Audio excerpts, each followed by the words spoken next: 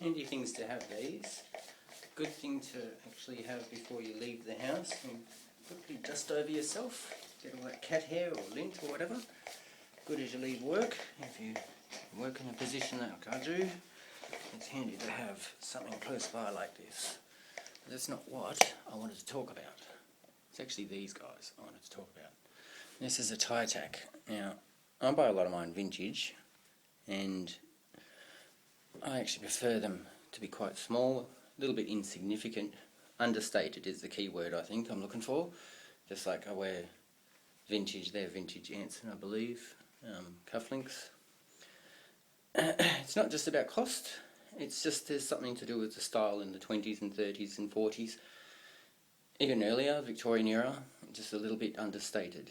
Now, I think these actually gained a lot more popularity, say, between 1910 and 1930s to probably 40s for everyday sort of wear. I know a lot of people wore them for evening wear. But one thing I've noticed, I've seen a few tutorials and stuff, that's why I'm doing this one, is actually they suggest to push it through.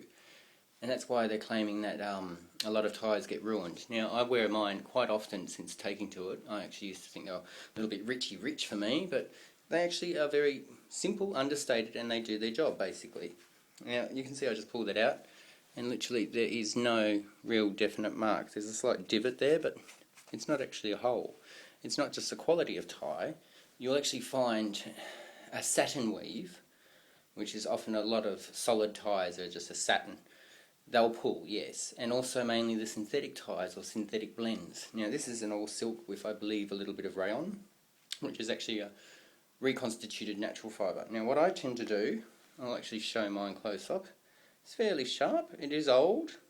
There's no terribly indents or pitching down the actual length of it. I'm actually on the right spot in the centre, and just about the height of my heart. A little bit lower than the heart, a little bit higher than the heart, but because I wear vests and suspenders a lot, I think it just actually looks about right for me. Now, as I push it in, I actually spin, and it goes straight through beautifully.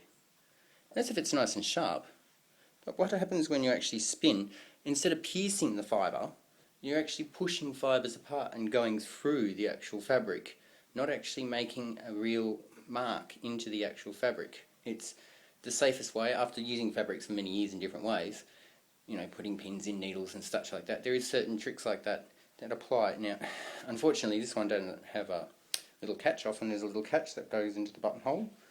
But in this case, because I don't have it, and I could actually find one and attach it, I pierce it through the back of the tie, and then actually pierce it through the shirt, and I find that actually works the best for me.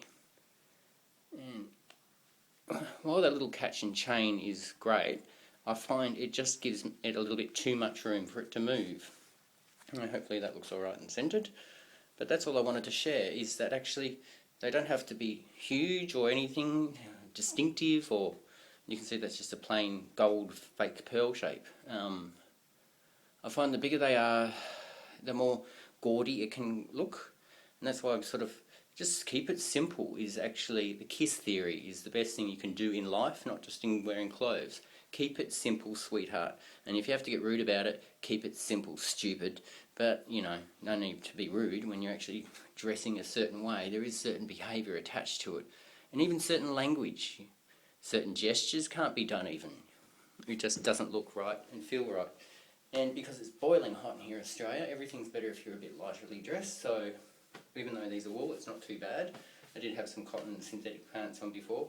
And that's the thing, it's a shame that some synthetic blends actually work better in Australia and are more readily available. I find bamboo fibre is one of the best, but can cost, you know, that's a shame. If there's such rarity on something that's so good, the price is always going to be high, but when it's so good, and things like hemp and naturally coloured cotton like Corella, it grows with a colour, and as you wash it, it actually darkens with age. There's certain things like that. I mean, that doesn't fade. It's quite an amazing product, and it doesn't get utilised. We've got to think a little bit more about the future with the way we dress, I think, and just the way we shop. I intend to do a few more tutorials on how to shop cheaply. Not cheaply, actually. It makes it sound like cheap, but it's not cheap. You know, sometimes there might be an item that might be a little bit sounding out of the price range, but when you look at the quality and the wearability through the ages, you'll find that it's not a bad buy to begin with. Why waste money on something that's going to look dated in a few years' time? A lot of what I'm wearing, this could actually be worn 100 years ago, it could have been worn 50 years ago. You know, there's not much has really changed in menswear when it comes to the basics and the classics. So I'm going to start setting a few things out there about what I do, and hopefully you'll dig it. Anyway, take care and thanks for watching. See yous.